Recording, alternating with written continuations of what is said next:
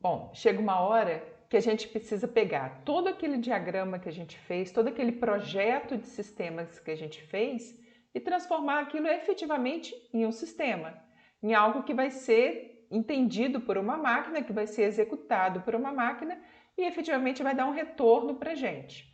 Então, como a gente costuma dizer, chega a hora de botar a mão na massa.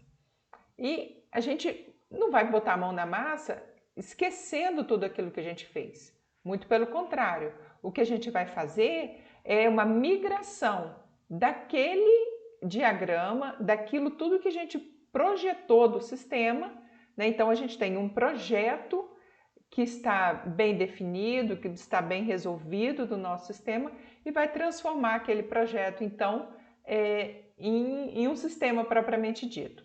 É o que a gente chama, então, de fazer uma modelagem da UML para o código. Ou seja, eu vou pegar aquele modelo meu UML e vou transformar aquele modelo, então, num código.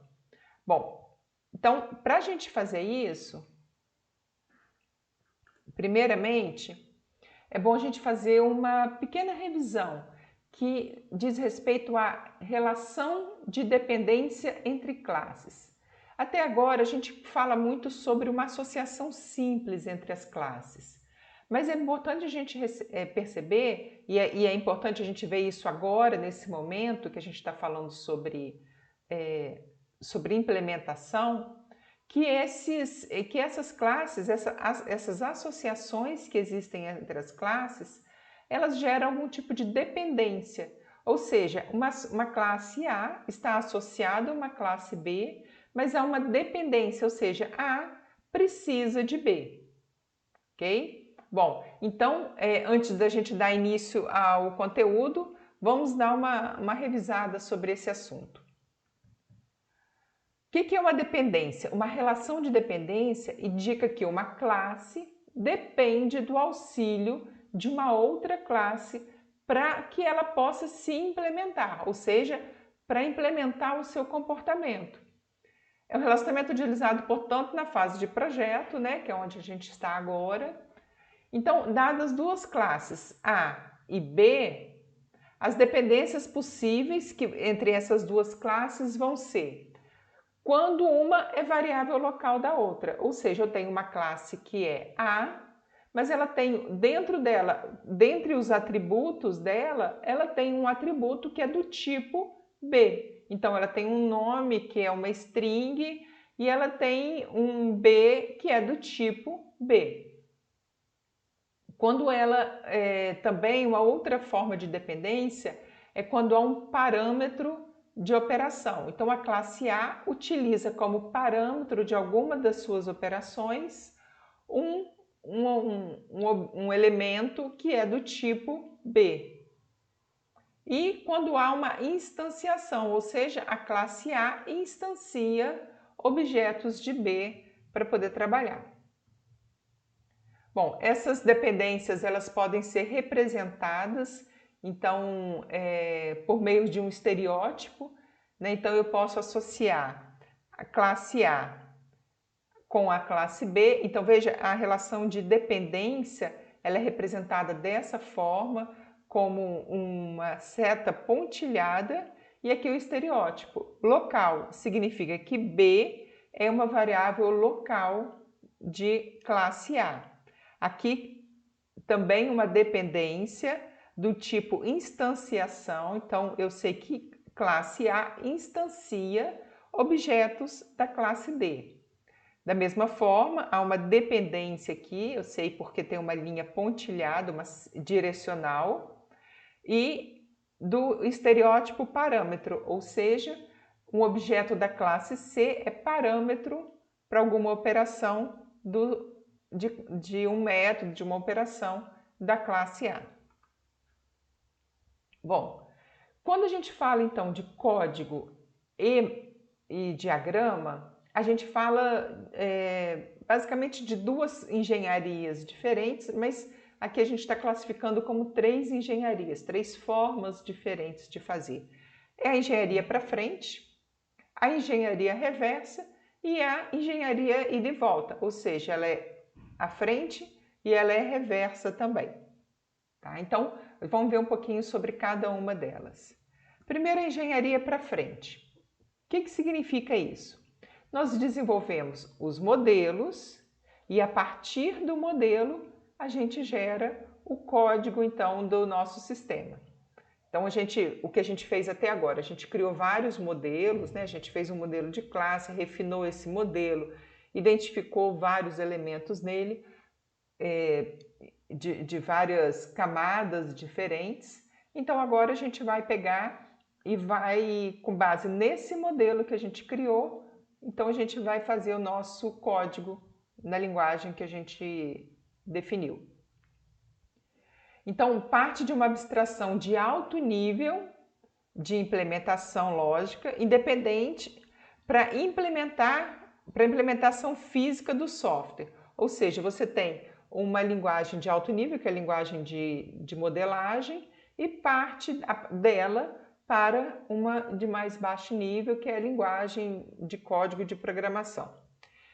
E esse é o processo convencional, é dessa forma que a gente trabalha. Então, a gente parte de um modelo conceitual, a partir desse modelo conceitual a gente gera diagramas e a partir desse diagrama, então, que a gente gera o nosso código. Então, a gente inicia sempre com uma especificação do sistema e envolve o projeto e a implementação do novo sistema. Então, partiu lá da concepção do sistema e chegou ao objeto final, que é o código do nosso. Bom, então a gente tem que olhar os elementos que compõem o nosso diagrama e a partir desses elementos que compõem o diagrama, então a gente vai gerar o código. Bom, e essencialmente o que a gente está falando aí, né? O que tem de novidade aí pra gente? São as associações, os relacionamentos que existem entre as classes. Porque uma classe ela tem os atributos, tem as operações. Na hora de implementar, você implementa a classe, implementa nela os atributos, define lá se ela é inteira, se vai ser int, o nome do atributo, se ela for string, string o nome do atributo e por aí vai. E as operações, né? Os métodos daquela classe. Bom, o que a gente está vendo agora de específico são as associações. Então, como que eu vou implementar uma associação e uma agregação? Essencialmente, não há diferença na hora de implementar essas associações, essas formas diferentes de relacionar essas classes. Então, não há diferença entre a implementação de uma associação simples e uma agregação. Da mesma forma, não há diferença entre uma agregação e uma composição. Então, a forma de eu implementar uma associação simples, uma agregação e uma composição é a mesma. O que vai diferenciar aí, então, a grande pergunta, por que eu tenho que fazer isso, então, no meu modelo, se na hora que eu trouxer isso para o código, no final das contas eu vou ter a mesma coisa? A gente vai ter a mesma coisa em relação à implementação dessas associações, mas as regras de negócio vão ser bem características, vão ser bem específicas para cada uma desse tipo de relacionamento. Tá? Então, quando eu tenho, por exemplo, uma composição, eu tenho sempre que lembrar que toda alteração que eu faço no objeto que é composto vai ser feito também no objeto que compõe. Então, se eu tenho um carro e esse carro muda de lugar, automaticamente o motor que compõe aquele carro também muda de lugar, correto? Então, é importante a gente identificar essas associações, não apenas na forma como isso vai migrar na hora do código, mas as regras de negócio que estão por trás dessas associações. Tá? Então, lembre-se disso, não é simplesmente a forma como eu vou implementar a ligação entre elas, como uma vai enxergar a outra. Então, em uma composição, uma parte é exclusiva do todo e, portanto, não deve participar de outras agregações. Tá? Então, um detalhe que a gente já falou algumas vezes sobre isso lá na modelagem, mas é importante a gente reforçar aqui. tá? E fica claro quando a gente usa um exemplo. Por exemplo, se eu digo que esse motor compõe o carro, ele não vai poder compor o mesmo motor, compor uma máquina, né? Eu posso até ter outros tipos de objeto que compõem aquela máquina, mas aquele objeto não vai compor dois objetos distintos. Tá? Então, usando assim como exemplo, fica muito claro. Bom, então vamos lá. As associações, como é que a gente vai implementar isso? Se eu tenho uma multiplicidade de 1 para 1, basta que eu coloque o atributo na classe origem da relação. Tá? Então, nesse exemplo aqui, a gente tem que a classe A, tem uma associação direcional para a classe B, tá? De 1 para 1. Ou seja, né, vamos dizer assim, a classe A enxerga a classe B, mas a classe B não enxerga a classe A. Então, como é que a gente vai implementar isso? Classe A, então definir aqui, né, o meu objeto, a minha classe, que é classe A, e ela é composta por quê? Qual elemento que eu tenho nela? Um objeto que eu chamei de OBJB, que é do tipo classe B. E eu já estou aqui instanciando. Nesse momento eu instanciei, mas eu poderia instanciar em outro momento, né? Então, isso aqui é uma questão de padronização. Teria os outros atributos e teria os outros métodos, então, da classe A. Mas e se for direcional? Se for direcional, eu faço a mesma coisa em B.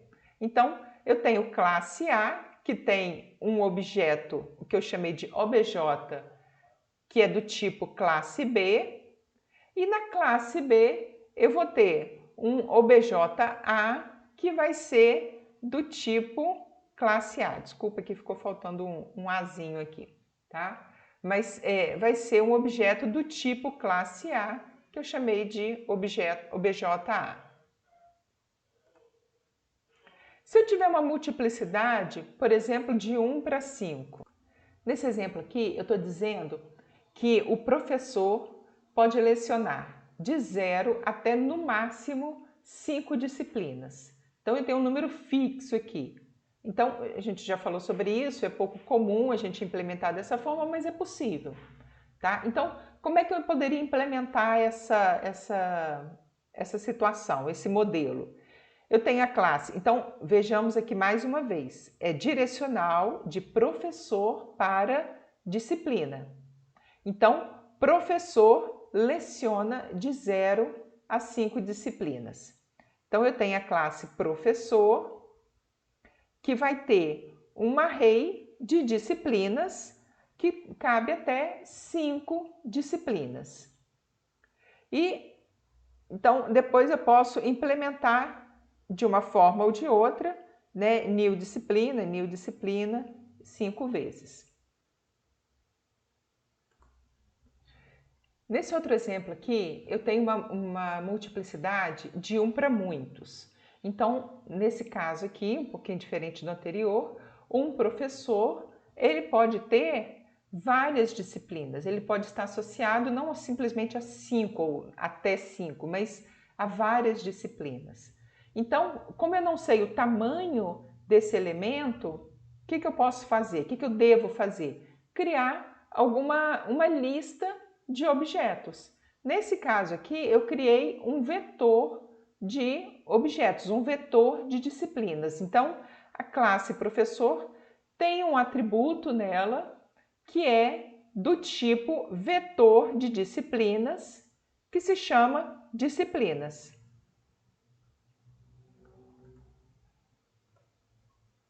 E se eu tenho uma multiplicidade de muitos para muitos? Então, nesse exemplo aqui, de novo, envolve coleções, né? De novo, envolve aqui um vetor ou uma lista, tá?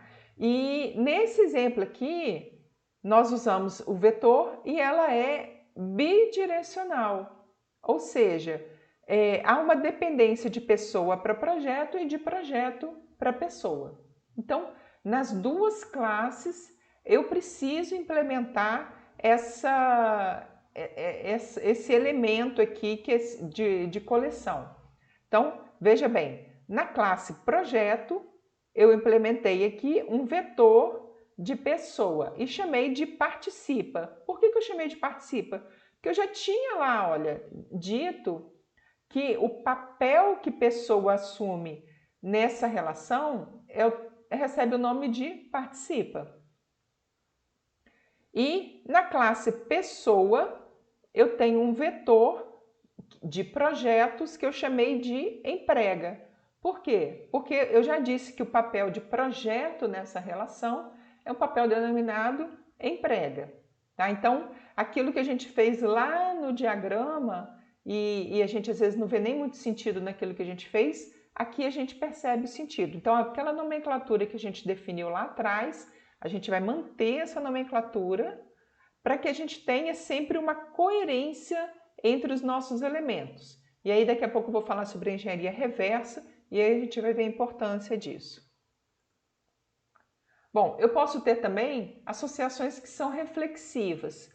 Isso não difere absolutamente nada daquelas entre duas classes distintas, tá? Então, se eu tenho uma autoassociação ou uma associação reflexiva de um para um, vou usar o mesmo raciocínio que eu usei anteriormente. De um para muitos, a mesma coisa, e de muitos para muitos, a mesma coisa também. Então, nesse exemplo, a disciplina tem um ou mais pré-requisitos e ela é pré-requisito de uma ou mais disciplinas.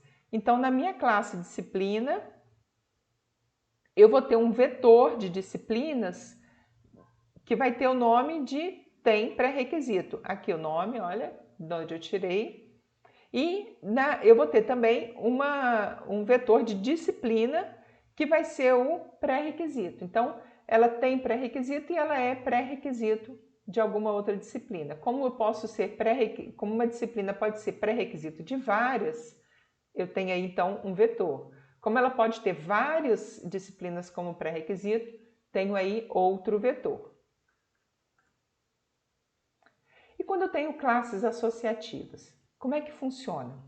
Bom, a classe associativa ela pode ser transformada numa classe comum e a partir daí as associações vão ser pensadas como a gente falou nos casos anteriores, ok? Então, sempre uma classe associativa, quando eu tenho uma associação de muitos para muitos, nesse exemplo aqui, olha, eu tenho um projeto, esse projeto está associado a pessoas, a pessoa, né? E essa, né, bidirecional, então muitos para muitos, um projeto pode ter várias pessoas que participam dele, e uma pessoa pode estar empregada em vários projetos. Mas dessa participação eu tenho uma carga horária, uma data de entrada, data de saída e outras informações a respeito. Então eu posso remodelar essa associação, essa classe associativa, dando a ela colocando ela como uma classe normal. E aí então eu não tenho mais uma associação de um para muitos, mas eu tenho uma associação de muitos para muitos, né? Eu tenho agora duas associações de um para muitos. Então o projeto possui várias participações e a pessoa também participa de várias participações. Olhando aqui, né, observando que é direcional, ok? Bom, então, na classe projeto, eu tenho um vetor de participação. Na classe pessoa, eu tenho um outro vetor de participação também. E na classe participação, se for bidirecional, eu posso ter aqui, olha, como é um projeto e uma pessoa, eu vou ter aqui projeto, projeto, pessoa, pessoa, ok? Numa agregação por composição, a gente já comentou, né, dessa situação, mas o todo e as partes agregados têm tempo de vida semelhantes, isso que é importante, tá? Então, na hora que morre, por exemplo, o histórico de page webs, morre também as URL visitadas, tá? Então, lembrando sempre dessa regra de negócio que é importante. Então, eu tenho aqui ó, a classe URL visitada, que ela tem uma string, que é URL, e a URL visitada, bom, aqui só instanciando, né? Só o método construtor dessa classe. E funcionando normalmente aqui, eu instanciei, criei aqui 3 objetos na classe histórico para a URL visitada. E quando eu tenho uma herança, então a classe, nesse exemplo aqui eu tenho funcionário e tenho gerente que herda de funcionário suas características. Então na classe funcionário eu tenho nome, CPF e um salário. Na classe gerente eu digo que ela extends funcionário, ou seja, e na classe gerente eu tenho aqui senha e número de funcionários gerenciados, né? E quando eu falo sobre gerente, como ela estende funcionário, ela vai ter nome, vai ter CPF e vai ter salário também, tá? Além da senha e além de todos os outros atributos e métodos. Nós temos alguns exercícios para a gente fazer, é importante que vocês tentem fazer, ok? Bom, o que é engenharia reversa? Então o processo natural é a gente criar um modelo, né, um diagrama, e a partir desse diagrama a gente criar o nosso código. Mas a vida não é assim, né? A vida não é tão simples assim. E eventualmente o que acontece? A gente tem um código e a gente tem que dar conta daquele código, mas a gente não entende o que está escrito ali. Então a gente precisa fazer o processo inverso. A gente precisa, a partir daquele código que a gente tem, criar um diagrama de classes do nosso sistema. Isso a gente chama de engenharia reversa. É sempre que a gente volta uma etapa do nosso desenvolvimento. Naturalmente, sobre qualquer etapa, né, que a gente queira voltar. A gente pode até de um código executável gerar o código fonte e do fonte gerar o diagrama do nosso sistema. Então, em qualquer ponto que a gente esteja, a gente pode voltar atrás. Então, a engenharia reversa ela possibilita a recuperação de informações perdidas ao longo do processo de desenvolvimento do software, perdidas ou desatualizadas, né? Então, quando a gente diz que a informação está perdida, serve para essas duas visões. O processo de análise para identificar os seus componentes, seus interrelacionamentos e criar suas representações em outra forma ou no nível mais alto de abstração. Tá? Então, eu tenho algum elemento e eu quero transformar esse elemento no nível mais alto de abstração, que vai me dar um melhor entendimento daquele elemento, do funcionamento daquele elemento. E aí a gente faz em 2 etapas isso, né? Primeiro ponto a gente vai fazer a extração e a partir da extração, então, a gente faz a abstração das informações que a gente possui. Qual é o nosso objetivo com isso? Por que a gente precisa fazer uma engenharia reversa? Porque a gente tem que, às vezes, lidar com a complexidade, né, do nosso software e olhando o código nem sempre é tão simples. Olhando o modelo se torna mais simples, né? Então, isso gera visões alternativas do nosso software. Quando a gente precisa recuperar informações perdidas, né? Então não vamos pensar que a gente trabalha só com software pequenininho, com 10 classes, a gente vai trabalhar em softwares muito maiores e nem sempre é tão elementar, tão óbvio assim aquilo que a gente está lidando. Quando a gente precisa detectar efeitos secundários, sintetizando abstrações superiores, tá? Então, sempre que a gente quer ver um elemento, sempre que a gente quer subir numa escala aqui dessa abstração. Isso vai facilitar para a gente a reutilização, porque vai permitir a gente identificar quais são os elementos, como que eles se comportam, com quem que eles se relacionam então eu vou poder ou atualizar aquilo, alterar aquele modelo para gerar algo que seja reutilizável, ou eu vou ver que ele realmente está em condições de ser reutilizável.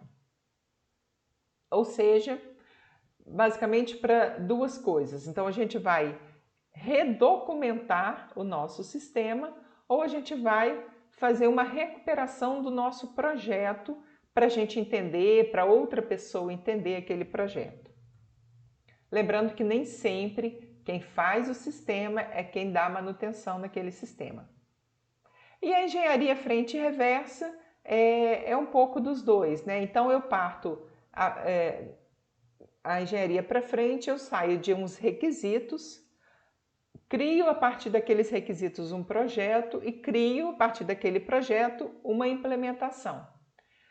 A reversa, então, eu saio daquela implementação e vou para o nível mais alto de abstração. Ou seja, a partir da implementação, eu consigo entender o projeto do meu sistema e a partir do meu projeto eu consigo, então, identificar quais são os requisitos que aquele projeto, que aquele meu sistema está atendendo. Ou que foi solicitado anteriormente, ou que, independente de ser solicitado ou não, é aquilo que está sendo atendido naquele momento. Tá? Então, só para a gente exemplificar, eu tenho um modelo de classes e eu tenho um código do meu sistema e eu posso, pelo modelo, gerar o código e pelo código gerar o modelo. Então, isso é importante também, a gente saber que a partir do código, do modelo que a gente tem, do diagrama de classes que a gente tem como automaticamente já fazer a escrita desse código, desse sistema. Bom, quando a gente trabalha num projeto, quando a gente trabalha num sistema, é importantíssimo que esteja completamente coerente aqueles artefatos, todos os artefatos do sistema. Ou seja, aquele diagrama que eu estou analisando, ele tem que corresponder efetivamente ao sistema que está sendo usado, ao sistema que está em execução. Tá? Senão corre o risco de eu estar olhando um modelo que é falso, que não existe, ou que está inconsistente com aquilo que realmente está implementado. Ou seja, eu vou tomar uma decisão em cima de algo que não é efetivo. Outro ponto, é desejável que essa consistência exista ao longo de todo o desenvolvimento do software. Então a gente não pode ter em mente aquela ideia atrasada, aquela ideia que nunca serviu para nada, que é a gente falar assim, eu vou implementar, depois eu volto para documentar. A gente não pode pensar isso. A gente não documenta simplesmente para gerar papel, para gerar documento, para gerar arquivo. A gente documenta para a gente desenvolver o sistema, para a gente analisar o sistema a partir daqueles diagramas, a partir daqueles elementos da documentação.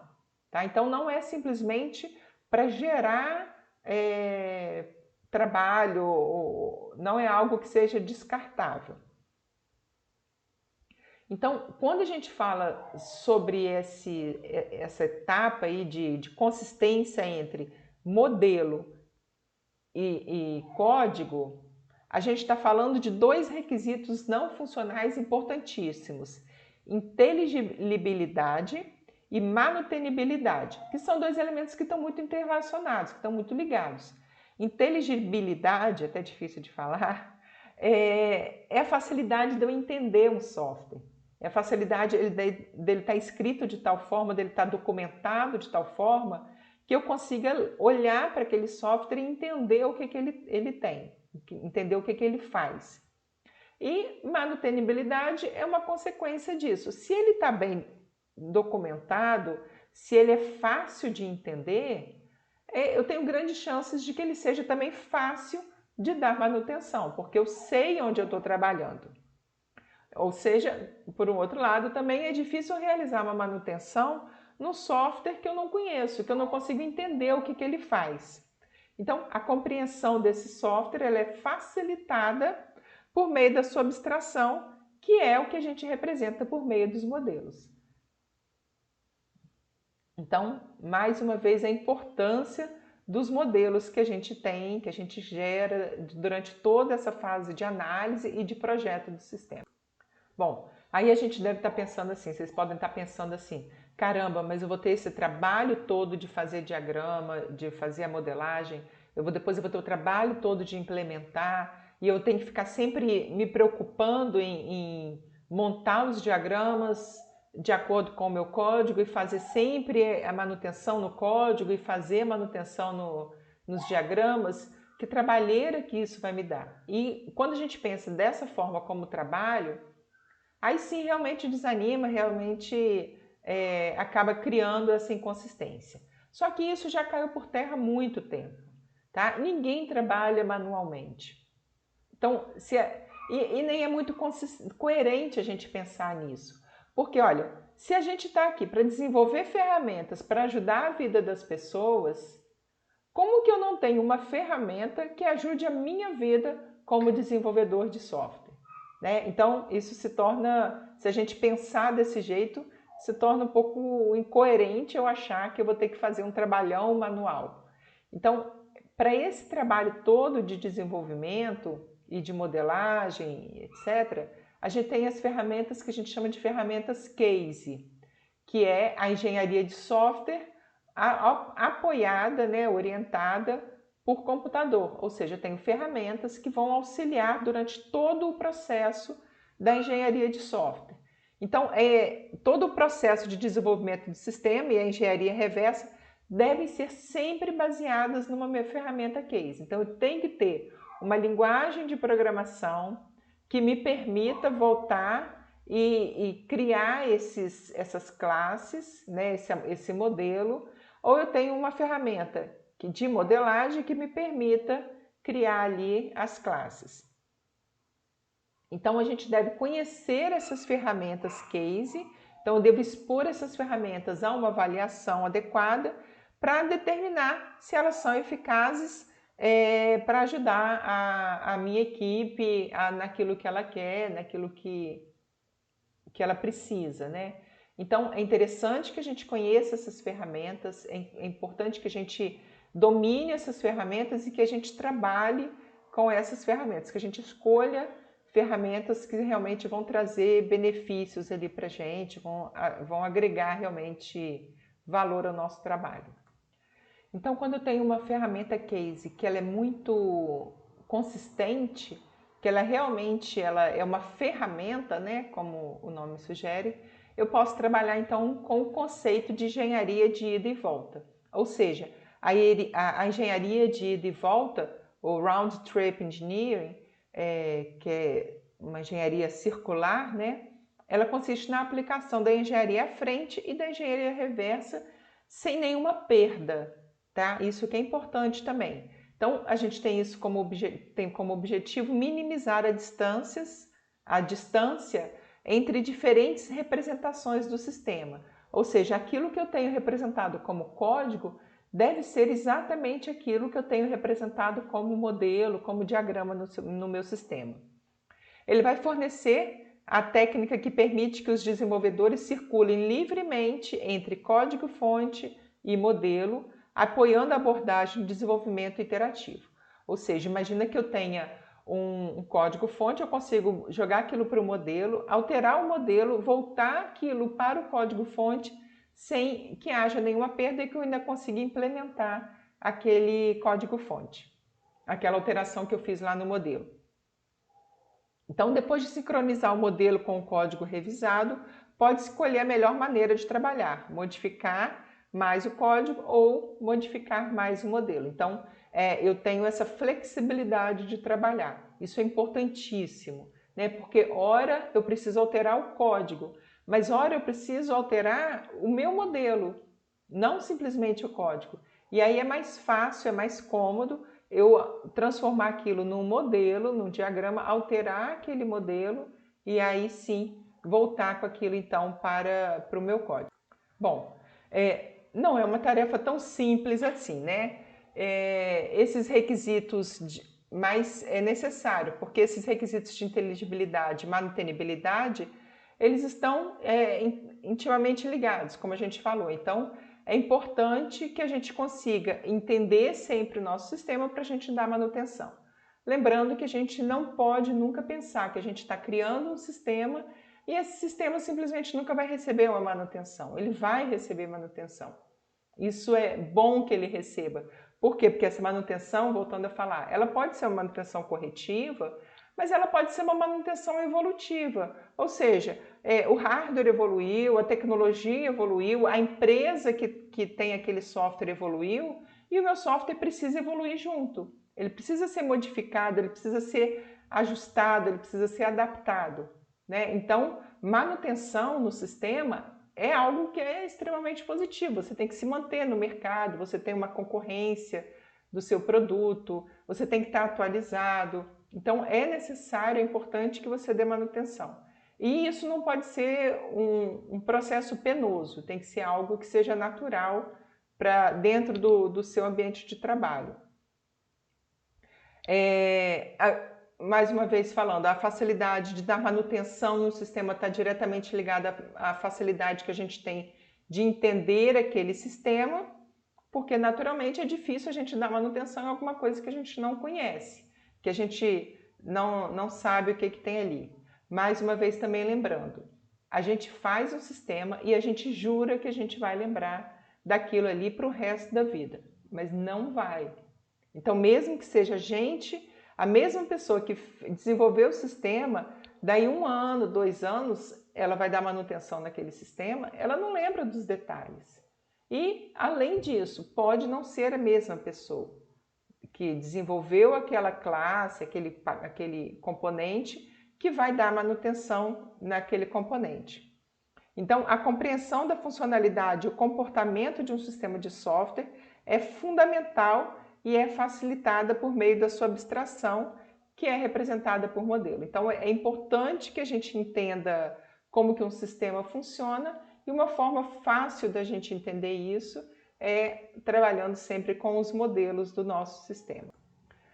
Como eu disse, é desafiador, é importante, tá? Mas é necessário, né? Por mais desafiador que seja, é extremamente necessário que a gente conheça bem o nosso software e que a gente consiga documentar esse software, que a gente consiga deixar esse software da forma mais clara possível. Então, que a gente tenha um bom projeto desse software, um bom levantamento de requisitos, um bom projeto desse software para a gente implementar de forma correta e conseguir evoluir da manutenção nesse software.